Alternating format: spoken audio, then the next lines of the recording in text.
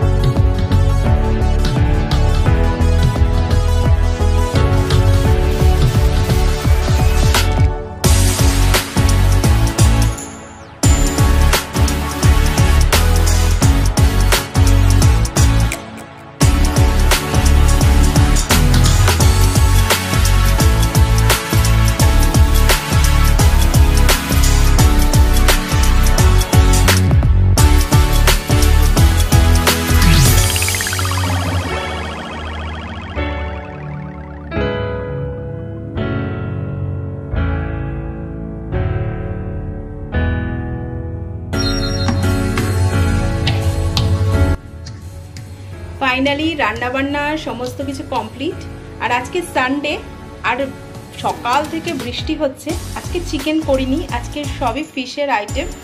আর রবিবার মানেই হচ্ছে বিশাল একটা নস্টালজিক দিন আমার কাছে ছোট্টবেলা থেকে। এ দেখো, এখানে আছে তেলাপিয়া মাছ, এটাকে ঝাল করা হয়েছে। আর এখানে আছে চিংড়ি ভাপা, ওপর দিয়ে লাস্টে আবার একটু বাটার দিয়ে দেওয়া হয়েছে। জাস্ট কালারটা দেখো গাইস, সব রান্নায় বিশ্ব করেছে। এ দেখো এই দুটো। আর এই রকম রান্নার সাথে এরকম ঝরঝরে সরু চালের লম্বা লম্বা ভাত না হলে চলে। ভাত এখানে কমপ্লিট। চালটা দারুণ একটা খুব সুন্দর স্মেল আসছে, জাস্ট দেখো চালটা। এই চালটা আনা হয়েছে। আর বাইরে ঝমঝম করে বৃষ্টি হচ্ছে সকাল থেকেই। আজকের রবিবারটা জাস্ট ফাটাফাটি, কিন্তু আশা করব যেন বিকেলের আগে বৃষ্টিটা কমে যায়, কারণ রবিবার মানে যেরকম ভুরি ভোজ, খাওয়া দাওয়া, আড্ডা, একটু বিকেলবেলা ঘুরতে না বেরোলে কি আর রবিবারটা জমে? তো চলো, লাঞ্চ আমাদের রেডি, রান্নাবান্না। এখন রান্নাঘরটাকে পুরোপুরি পরিষ্কার করব, পরিষ্কার করে স্নান করব, একটু শ্যাম্পু করব, করে তারপরে ঘরে আসবো, এসে বাকি কাজ করব, লাঞ্চ কমপ্লিট করব। আর তোমাদের সাথে লাঞ্চের পরে আবার দেখা করে নেব। তোমাদের আজকে এই বৃষ্টি ওয়েদারে লাঞ্চে কি রান্না করলে সেটা কিন্তু আমার সাথে শেয়ার করতে একদম ভুলো না। আর বৃষ্টি ওয়েদারে তোমাদের রবিবার দুপুরে তোমরা কি খেতে ভালোবাসো সেটাও আমাকে কমেন্ট করে অবশ্যই জানিও। টাটা।